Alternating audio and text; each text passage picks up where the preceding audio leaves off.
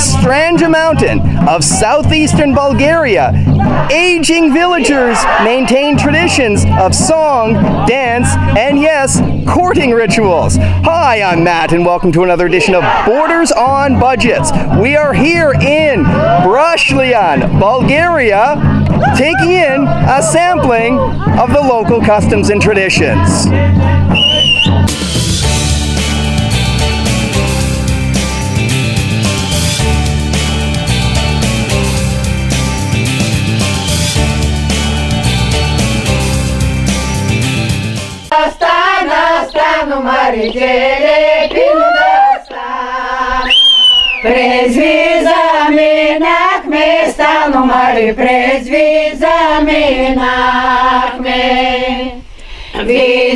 Your job is to get the flower because you like the girl. Alright. And if she lets you to get the flower, then you get married.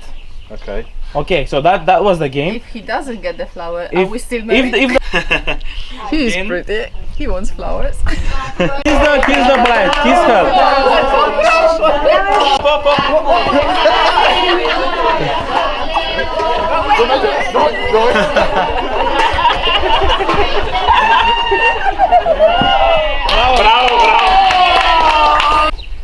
Brashlian, with a population of 48, is located within the Stranja Mountain of Bulgaria, only a couple of kilometers from the Turkish border.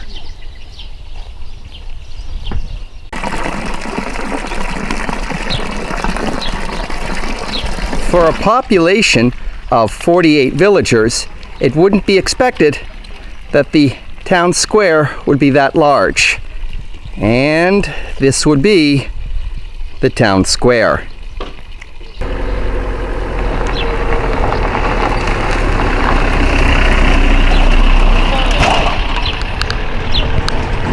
Because of Brashlian's proximity to the Turkish border, it was one of the last villages within Bulgaria to gain its freedom from the rule of the Ottoman Empire, and that freedom was obtained early in the 20th century.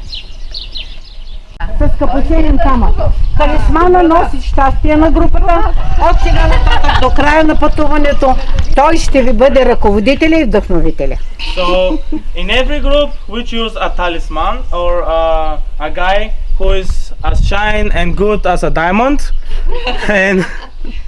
and he'll be our leader and he'll bring us luck throughout our journey for now on. Alex. Алекс.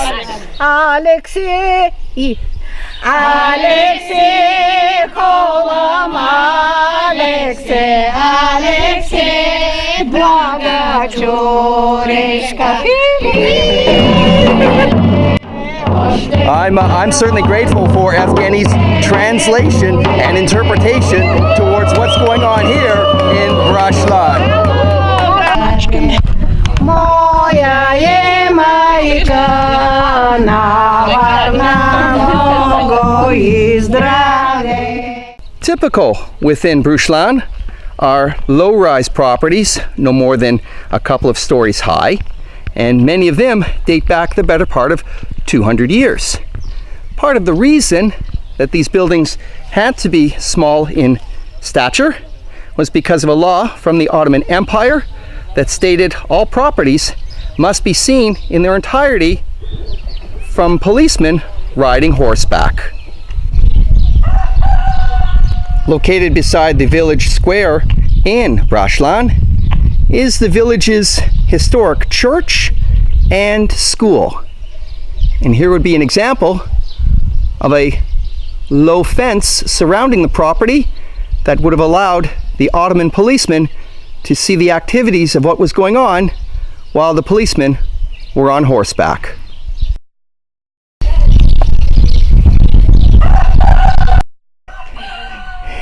And not only would these buildings have been only of a certain height, but quite often they were held, or they were constructed underground, out of the view of Ottoman Empire rule and authority. This rusting vehicle is a reminder that Bulgaria remains in Eastern Europe, and with it comes the history of Eastern European transportation. The ubiquitous and environmentally unfriendly East German Trabant. And perhaps not inappropriately, it's rotting away nearest to one of the town dumpsters here in Bruchlan. With a body made out of fiberglass, that may have been one of the safer components within the manufacturing and engineering of a Trabant. I can't imagine the risks that I'm undertaking by just opening up the hood and checking under the engine, but if I didn't, I'd never forgive myself. Reminds me, when was the last time that I actually had a tetanus shot? Never known for its style or even its functionality, the Trabant was East Germany's Volkswagen, the people's car. I'm assuming the fuzzy pink seat covers were an aftermarket installation. The pub and the store of Brashlian. When you're the only game in town, why stay open? Just have your customers call you. If we started this episode with traditional Stranja dance, music, and yes, courting rituals, this time would be much more indicative of what the village of Brashlian is like, especially during its afternoon siesta. So, from a very quiet Brashlan in southeast Bulgaria, I'm Matt, and thank you for tuning in to another edition of Borders on Budgets. A reminder, Borders on Budgets, long distance hikes, slices of life, not a lot of money. I look forward to seeing you on the next episode.